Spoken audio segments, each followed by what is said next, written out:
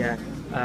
Good afternoon, Ma'am Marichu Salazar. So, ayan, it's another wonderful event. We've only just begun about blending juices, cooked food, vegan food, so, and vegan baking.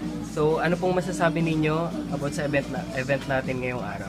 I enjoy so much attending this event. Ang daming pwedeng pakinabangan, and especially, syempre, pinaka-objective is to be eating healthy food. And primarily, kaya nga kami nag-attend nito is to get to know ano yung mga healthy food. Kasi sa totoo lang, sabi ko, sinasawaan na nga rin ako doon sa salad na kinakain ko. So, very much interested, and not only that, pati nga dessert. And even the soup alone, I enjoy so much the soup. Sabi ko nga, kahit na soup lang, pwede na. Basta makadalawang bowl man lang ako ng soup, okay na sa akin. At least wala pang rice. Pero I enjoy so much attending this kind of events. Kasi talagang, I want to maintain a good health.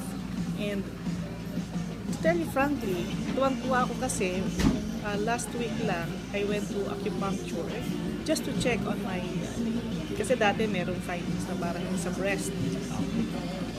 Nung magpa-check ako sa acupuncture, wala na. Nice. Pero just the same, I will... Sinasabi nyo, lumalambot lang. Ngayon, Oo. Hindi kasi sabi ko nga, I want to really go to acupuncture to confirm kung wala na kasi that's my feeling. And of course, nung chinek ako, may nodes. But ayoko naman na magpa-exam uli. So sabi ko, via acupuncture na lang. Since nung I went to an acupuncture doctor, lumabas naman na merong something sa breast. Pero nung i-test uli, wala na. Ibang sinasabi, like acidic daw. So sabi ko, Doc, doktor din naman kasi sila, di ba? Sabi ko, Doc, kasi nagkakalamansi ako. Sabi niya, don't take calamansi, take lemon. Sa loob-loob ko, basta doktor din mga.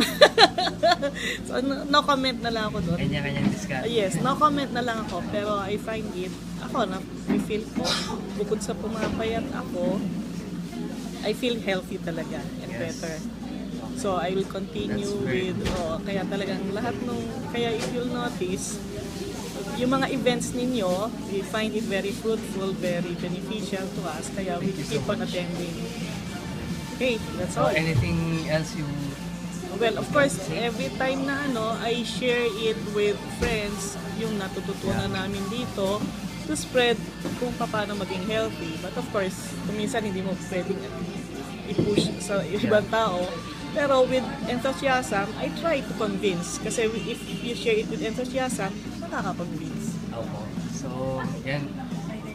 Napakalaking thank you sa pag-attend ninyo, ma'am, ngayong araw. So, marami pang susunod yan. So, lalaki pa. Siguro, ang one thing I want to share, since rin, suggestion, yun nga, sana, if ever man may plant-based, sana pwede rin magbenta kayo ng parang magka-restaurant, gano'n. not exactly the restaurant, yung pwede namin itanim na yung mga seedlings. seedlings.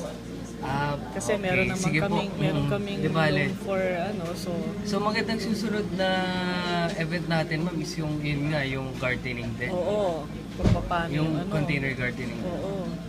Okay, siguro. Thank Kasi you sa for ngayon that, sa ngayon pa lang kasi nagtanim na nga ako ng kalamansi since imagine 28 kalamansi. 2 kalamansi kagad tinanim ko. Opo. So, depende pa sa production ng puno. I know. Kahit pa paano makabawas sa Opo. anytime pwede. Yes, ma'am.